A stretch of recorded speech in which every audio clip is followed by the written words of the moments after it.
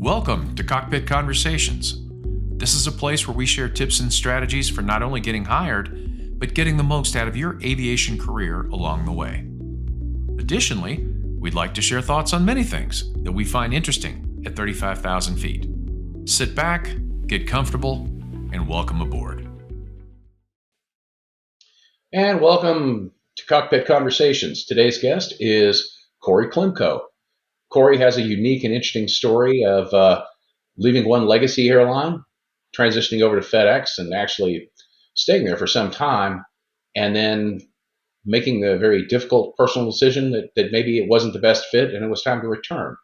So without a lot of me stealing the thunder here, Cory, why don't you tell us about your background and tell me about the first round of job searches that you did. Thanks, Aaron. Appreciate you doing this and setting it up. I was civilian background. I got hired. My first airline, actually, ironically, was in Memphis, flying Part 135. That's kind of how I got my introduction to FedEx. My first jump seats were on FedEx airplanes back in 2012. I spent a year flying there, then a few years after that flying at the regionals. And this was about 2015 timeframe. I was a captain at Compass Airlines, and that's when hiring started picking up in that decade, the middle part of that decade. Civilian people around my age and experience started getting hired at Delta and United. And I was really targeting at the time Alaska, United, and then kind of off in the distance FedEx because of the hiring competitiveness at FedEx years prior. It was kind of a pipe dream for a younger civilian guy like myself to get hired there.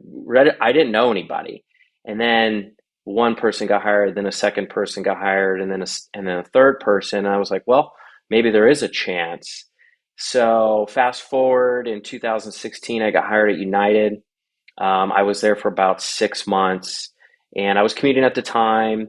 And I said, I'm just going to keep my app up to date at FedEx. After having gotten hired at United, I put that on there. And within a couple of months, I heard from FedEx.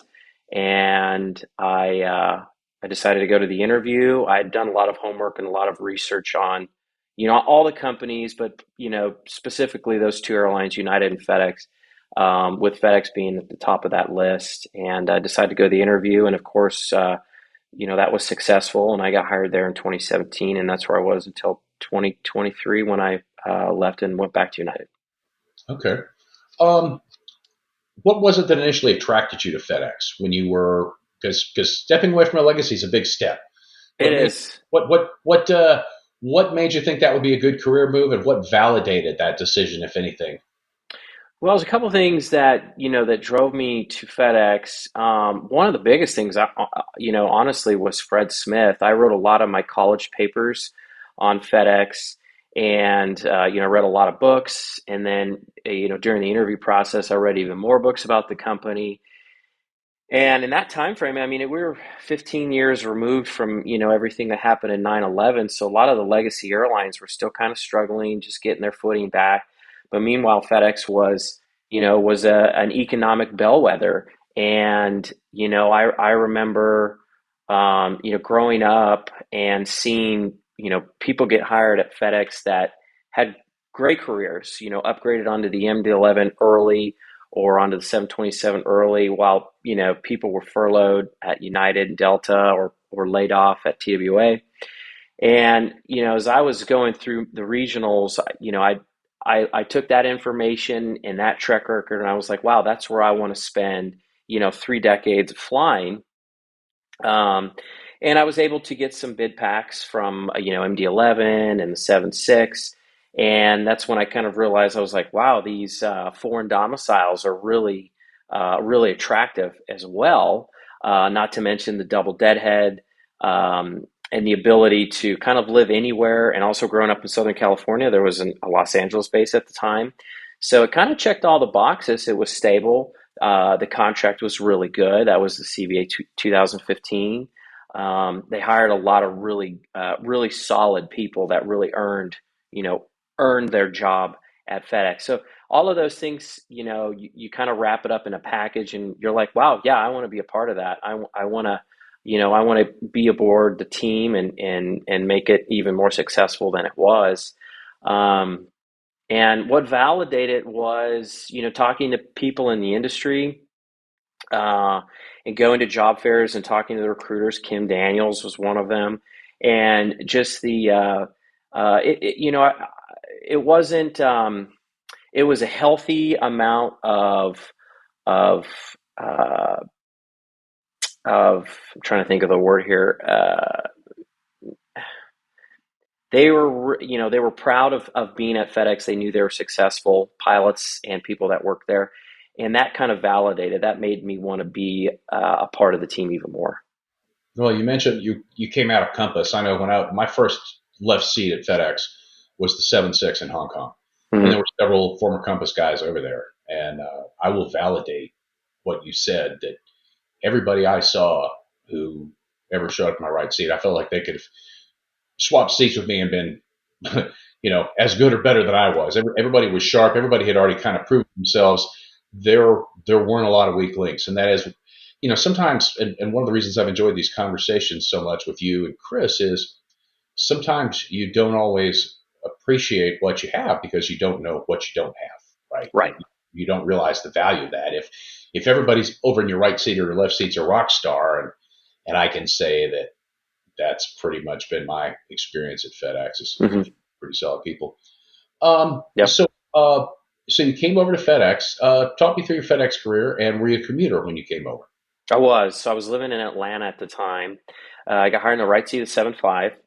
And fortunately for me, that was middle of 2017. So they were really starting to pick up in pilot hiring. And a lot of people were at the time going into the 7.5 in the Airbus.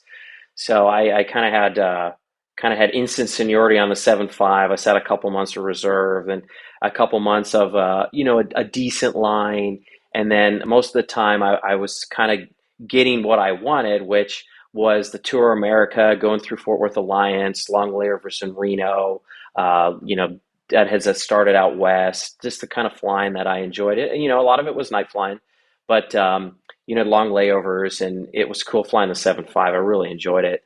And then I think it was the bid of 2019. I decided to take a stab at the 777, and I waited until COVID kicked off. I actually took my check ride the night that Donald Trump came on TV and closed the borders, and I was like, oh wow, this is getting serious. So my whole time on the 777 was COVID times. So about a year and a half to about 2 years of that was in the China Southern Pearl and Guangzhou and hotel room isolation and desolate cobblestone streets in Europe. 15-hour deadheads with a mask the whole time. So I got the whole bit. But we made the best of it, and I flew with a lot of great people on that airplane. My check airman Bob Simeone Bags is probably my favorite guy I've ever flown with at FedEx. Probably favorite person I've ever flown with. Period. But you just make the best of it. And then finally, after that, coming out of COVID, I took the bid to Cologne 7.5 left seat, where I was until the end. So I did that for about 2.5 years when they announced the base closure, and I left Europe, and then that was kind of when I decided to wrap it up. Okay. Um, what was the catalyst? When did you first start thinking about leaving FedEx? Well, it was probably when I got over to Europe and the rumors started floating about them closing the base, because we could see over there the amount of ASL airplanes that were on the ramp. And when I was on the triple going through Paris, you didn't see a lot of it. And I do realize that, a lot of that flying was in Liège, those 737s, and that they had moved them over to Paris during that time frame. But you started seeing them slowly creep into some of the cities that we flew on the 7.5, Porto and Hanover and Copenhagen. Um, so then the rumors started flying that that they were going to close the base and deadhead everybody from Memphis. And I was like, well, okay, And then the bid came out, and then it confirmed that.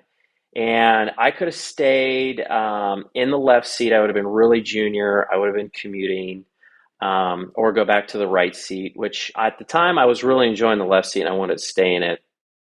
So I started thinking about, somewhere else. And I had a lot of friends at United. And at the time, they had a lot of unfilled captain vacancies out on the West Coast where I'm from, San Francisco, LA. And I was like, well, it's a pipe dream. It's an option. I didn't know if it was even something to consider. So I reached out to somebody over at United. And I said, hey, this might be a possibility. I haven't decided on anything yet. Is this something that could even happen? And they confirmed that I could. And that's what I think kind of really got the gears turning is when I knew I could go back. And the type of hiring that United was going through at the time, a good amount of hiring, a lot of captain positions that were available, you know, so just the ability to kind of go from one left seat to the other, and then, drive to work was kind of the thing that was, okay, this might be an opportunity to consider. And the fact that the FDAs were closing, um, those, Well, all of those things combined. that was an absolute freak of nature in this industry in Hmm. the time that I've been in it when we were actually hiring street captains Yeah, at United. That's not technically what it is, but the fact right. that you hold captain as a new hire, and of course they did have a vetting procedure. It took some time, but still, when I started my interview coaching business, I was dealing with guys that got hired at U.S. Air in 1988 or 1989 or at Piedmont, and if they didn't upgrade that one chance they had in 1992 to the Fokker 100, their entire career up until the merger in the early 2000s, there was no upgrade possibility. So Right.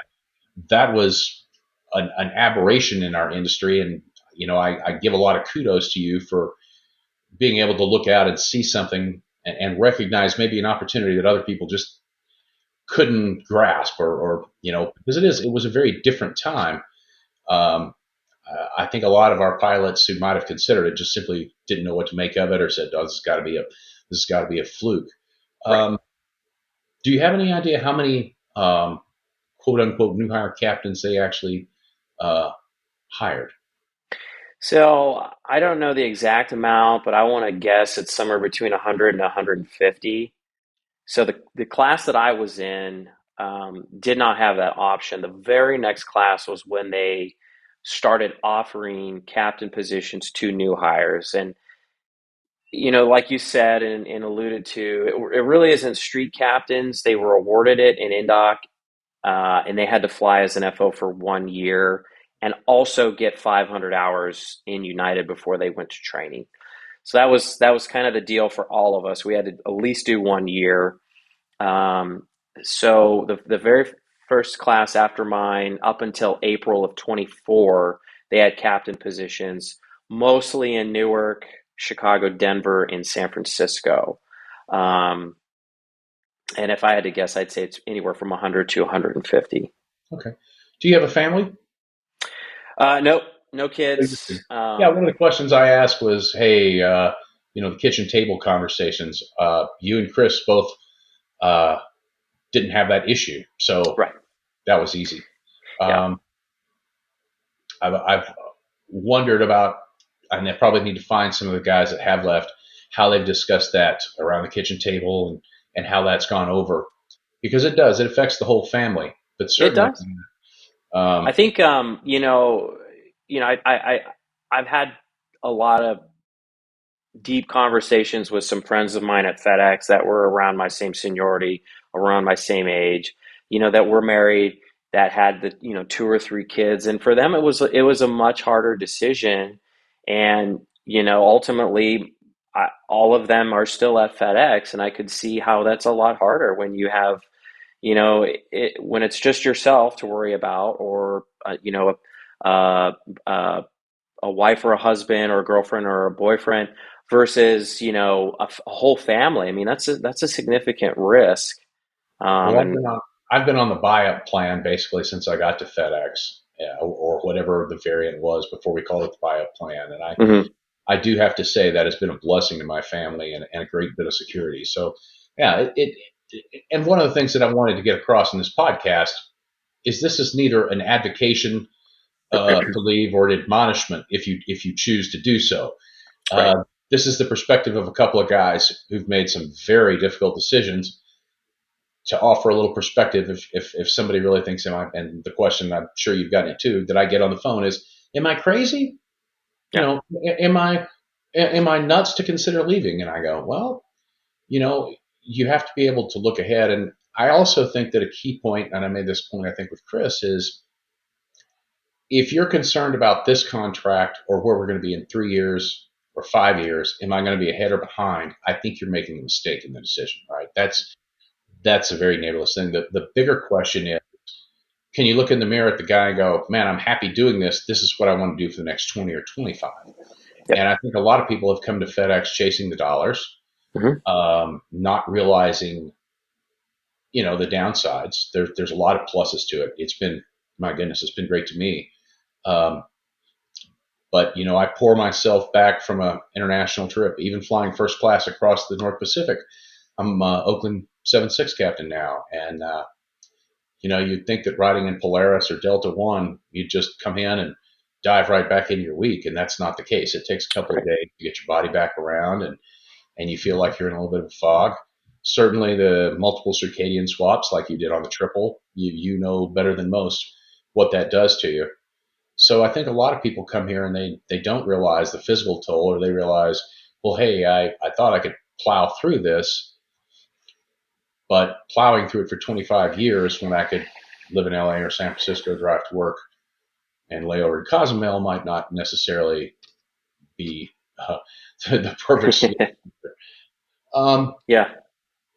so when let's talk through saying goodbye, because you've done Hmm. something most people never do once, and you've done it twice. You've left a major airline.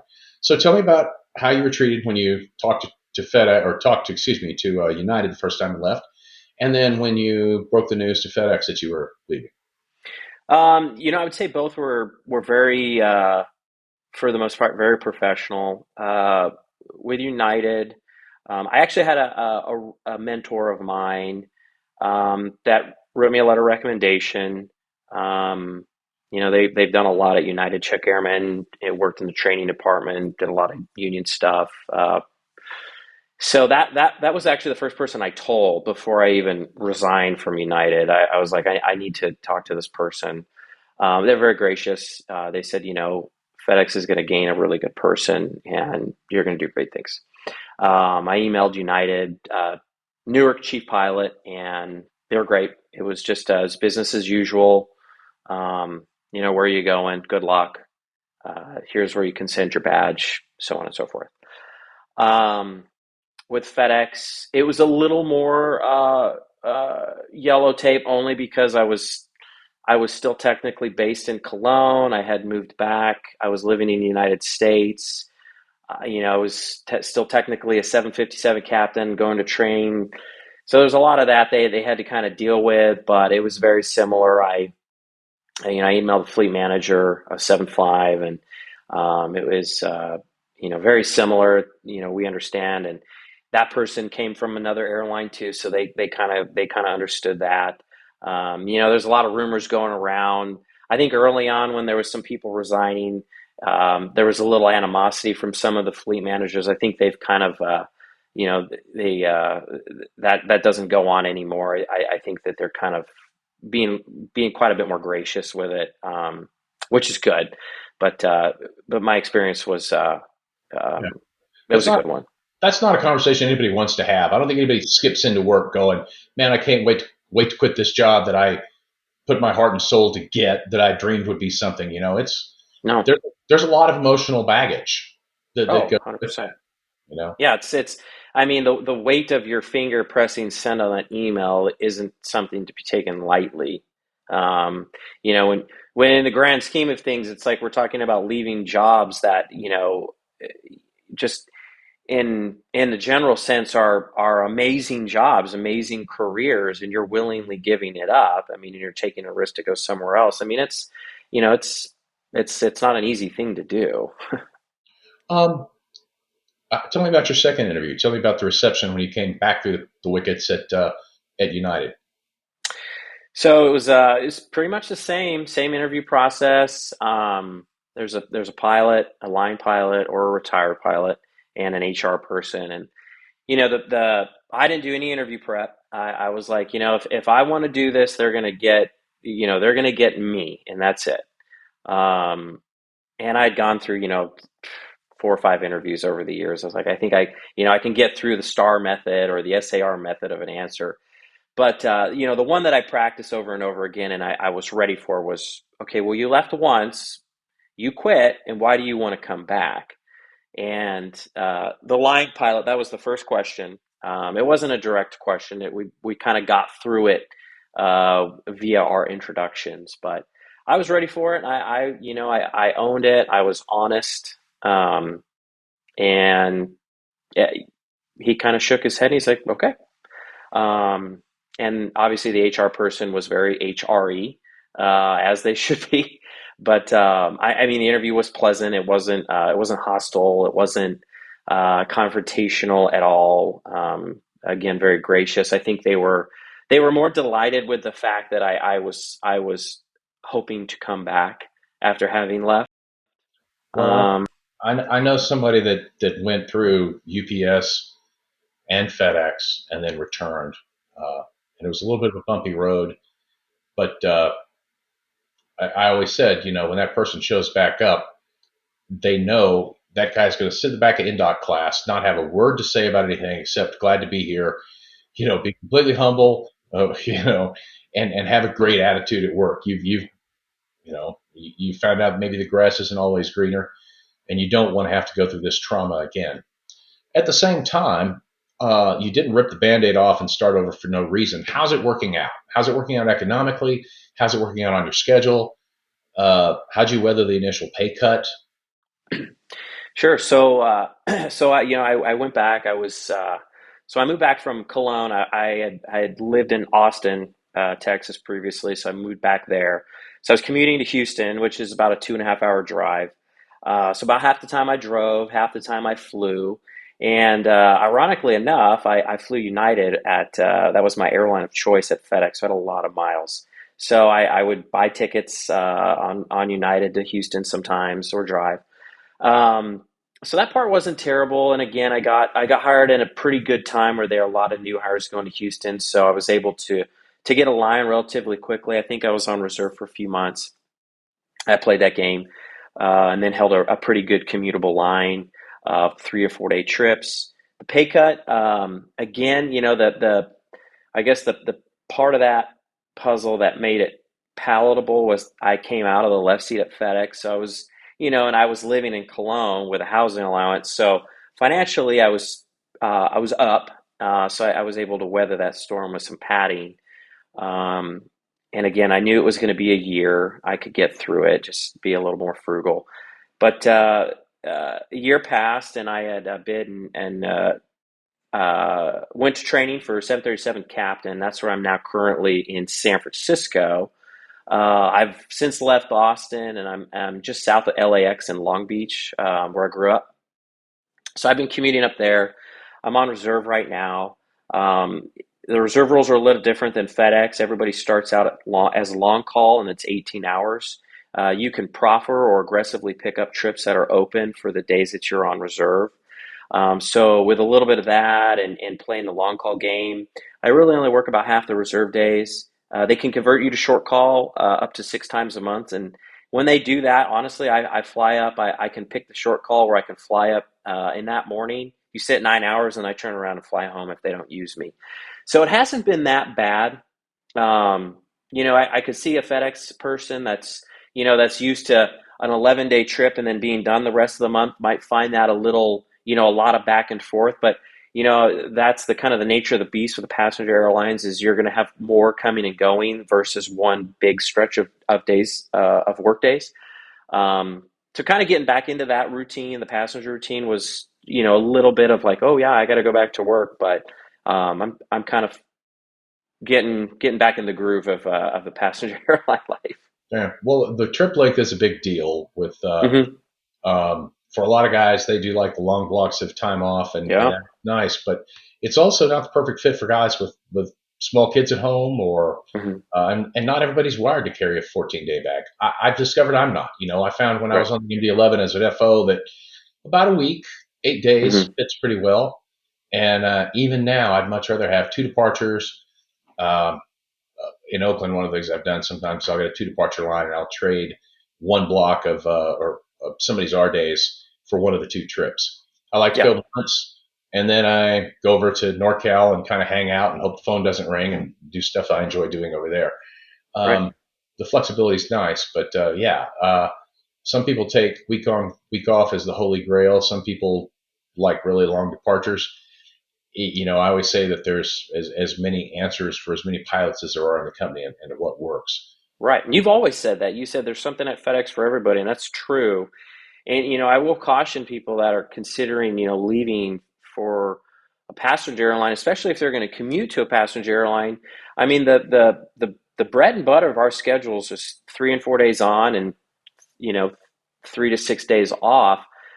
Whereas FedEx, I mean, there is a 1 day trip and a 15-day trip and everything in between, deadheads and long layovers and short layovers and day and, well, a little less day now, but in Right. night flying, long haul international.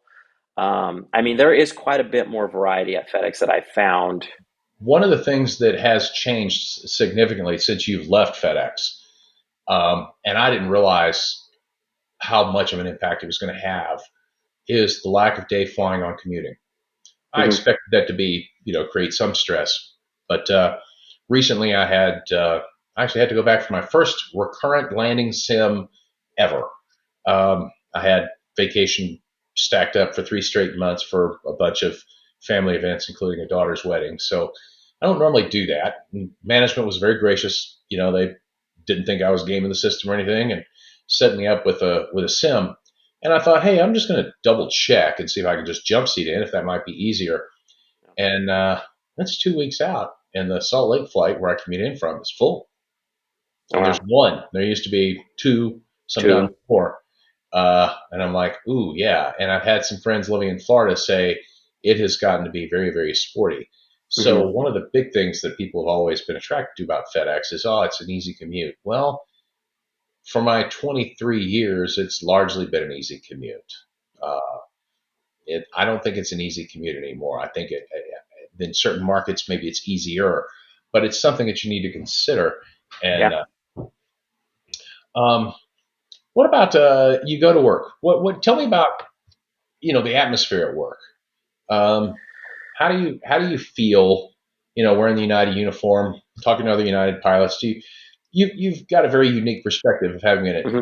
top tier airlines that people would just die to be part of. Yeah. Tell me Yeah. what you noticed as the difference. It's interesting. So the first time at United, they were really in kind of the meat and potatoes of that merger, and there was still a lot of United culture and a lot of Continental culture, and largely a lot of that was clashing. Um, they were trailing significantly behind Delta. A lot of people were unhappy. There were still people furloughed by their choice that had bypassed recall. So my first time at United, it was different because also one, I was living in Atlanta and all my friends were Delta pilots. So I got to see that part of it. And then I would commute up to Newark and see the United part of it, uh, which, put two and two together, a year later I was at FedEx. I was proud to wear that uniform for FedEx. I thought that we were doing a good service, and we're delivering a great product, and we were there to continue Fred's legacy. And over the years, I try to stay true to that. Um, Excuse me. and Aaron, I think did your camera go off? Yeah. Oh, okay.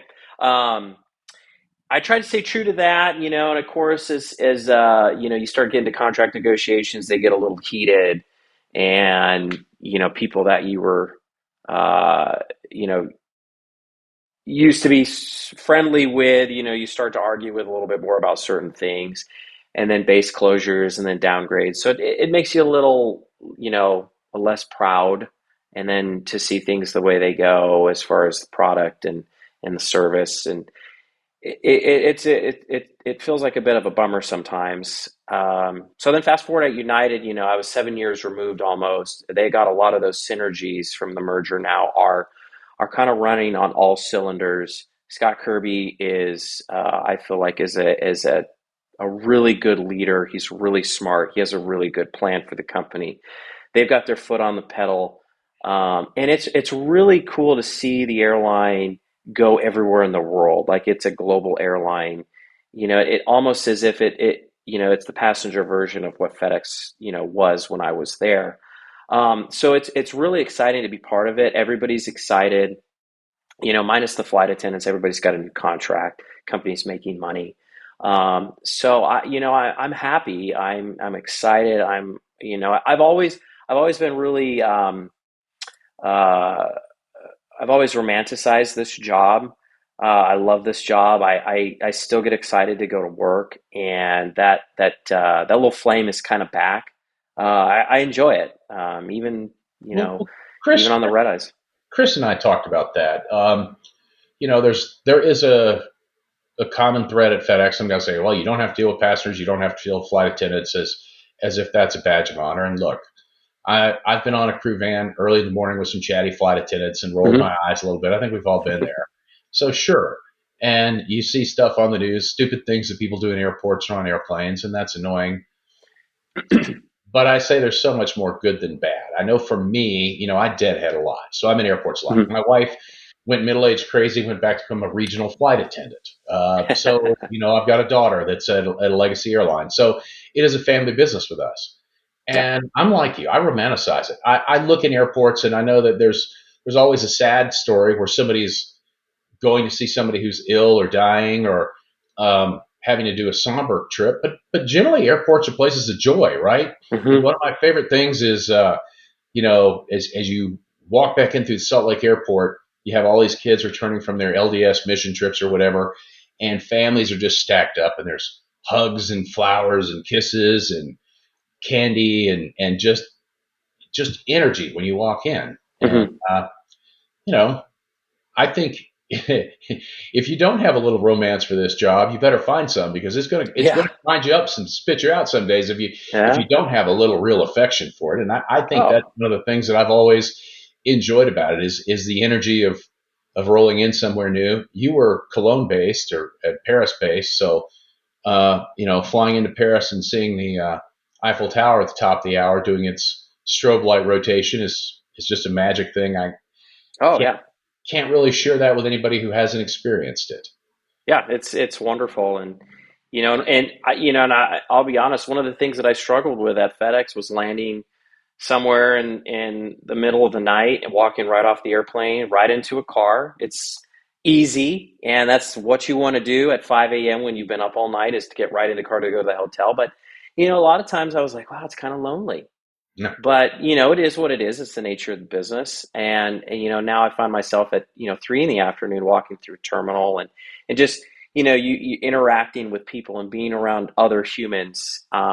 It makes the job, I won't say easier, but it makes the days go by faster. It makes the trip go by faster when you have people to talk to, and by and large, I feel like a lot of the things that you would see on the news, especially during COVID or just the fights and this stuff on the news, like a lot of it was just it was propped up, it was sensationalized. I don't see that, and especially with the flight attendants, they're there just to do their job as well. And it's nice to say, hey, I'm going to step off the airplane while we're boarding. Do you want a coffee? I'll gladly go get you coffee. And and they perk up and they're grateful for it. Same with the first officers that I've flown with, or some of the captains that I had that did the same thing. It's nice to do good things to other people, um, because it makes their day.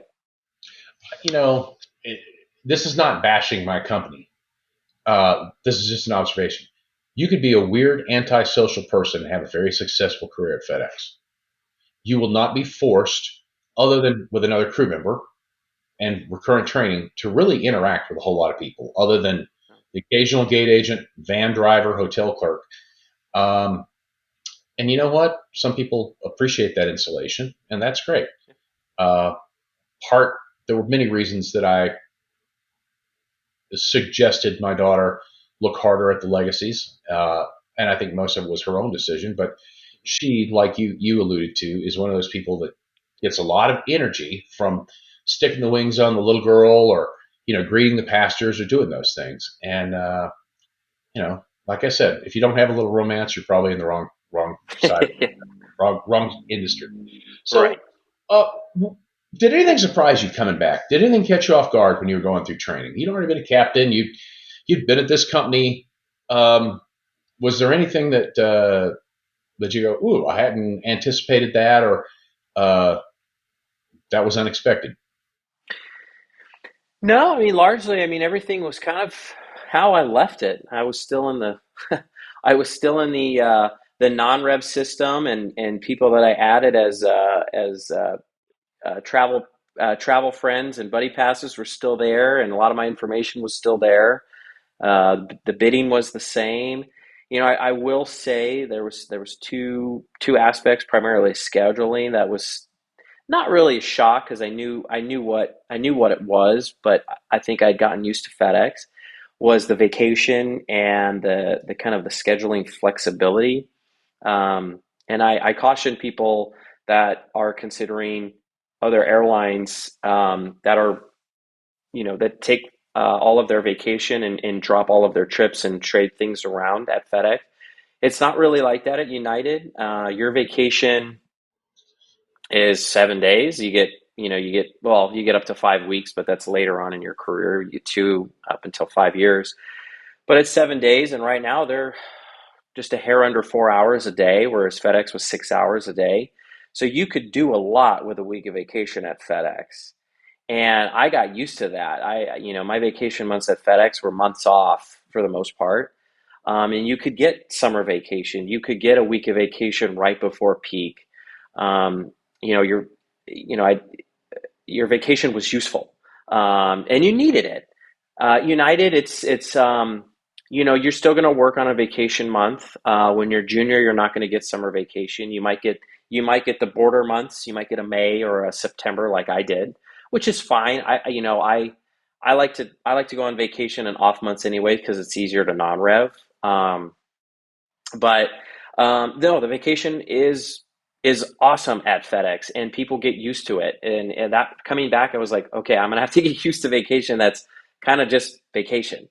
And then the other one is moving trips around at FedEx. I was able to drop week-long trips, just purely drop them, or trade around, or pick up a drop a trip from the 1st to the 5th and pick up a trip on the 10th through the 15th.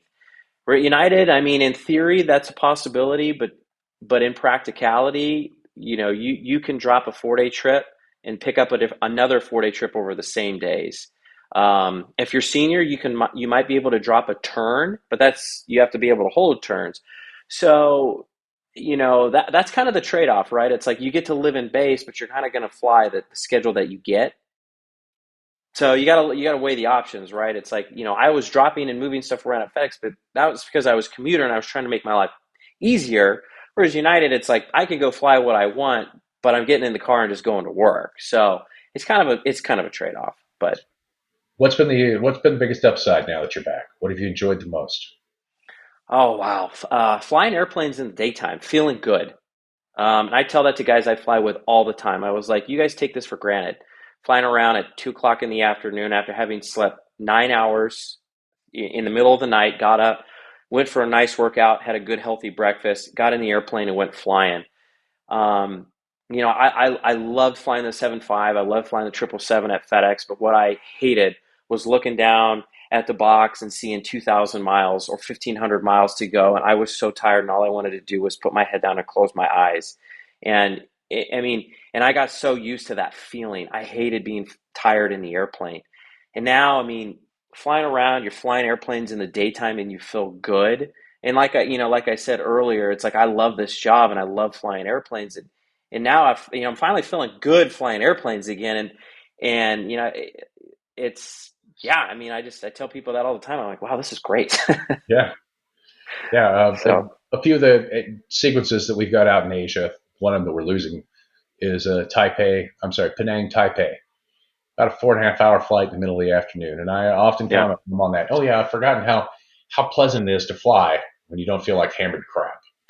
Yeah. Just like looking out the window, soaking it all in, conversations, not Yeah. sleepy. Yeah. And I mean, and it's like it wasn't all nighttime at FedEx. Like for the most part, all my flying in Cologne was night. Largely the 777 was night or day, but depending on how your body clock. But there was a time where I was flying daytime hub turns on the 75, and that was great too. And that was easy. It was very similar to the passenger flying, fairly short overnight daytime flying. But yeah, it's a significant difference though.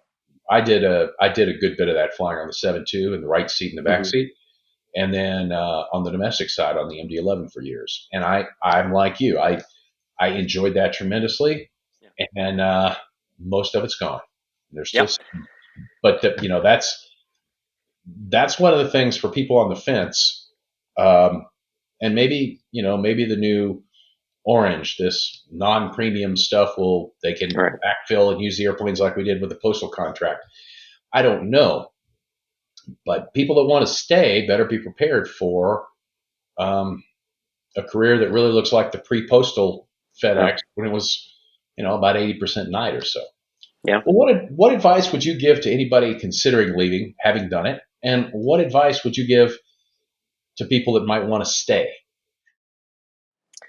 The people leaving, I would say, talk to people, but talk to people that you trust. Talk to people that you're close to, but don't talk to too many because you're going to get, for 10 people that you talk to, you're going to get 10 different opinions.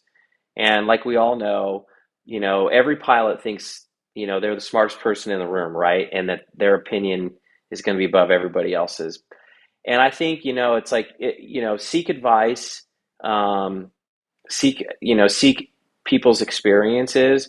But at the end of the day, if you're looking to leave, you need to know it here and here, obviously, but you need to know it here too. If your heart's not in it, I think you'll be disappointed. You'll be just bouncing around from one airline to the next, just trying to find something that just satisfies you for a little bit. I think you got to do it for yourself, and you got to do it for the right reasons. Obviously, don't change the quick buck or the quick upgrade. But if you truly want to fly around in the daytime and drive to work, I think that's extremely valid. I tell people that are at FedEx right now that are commuting, don't leave and go to an airline, a passenger airline, and commute to it long term. I commute, yes, but I know that sometime in the near future, I will drive to work and I'll spend the rest of my career driving to work. But if I choose to, but if you're going to commute to a passenger line forever, I don't think it's a worthwhile endeavor. And that's just one reason. I mean, everybody could have their own reason, but I say you got to do it for your reasons and for what you think is the right reason. For people that are staying, um, turn off the noise, and that's one thing that I allowed to get to me. And I'm sure people watching this podcast will probably remember my name and the things that I was saying and arguments I was having on jet flyers. But turn off the noise, because it's not good. It's not healthy. I let it kind of take over my last few months in Cologne, and I let it kind of ruin that time there. Because all these airlines are going to have their ups and downs. Obviously FedEx is in a down one, but I don't think it's going to be down forever. I mean, it's FedEx. They're going to figure it out at some point. The flying may not look like what it did in 2018 or 19, but I don't think the airline's going anywhere. It may contract a little bit, but if you're going to stay, I mean, just turn off the noise, go to work, do your job, and make the best of it.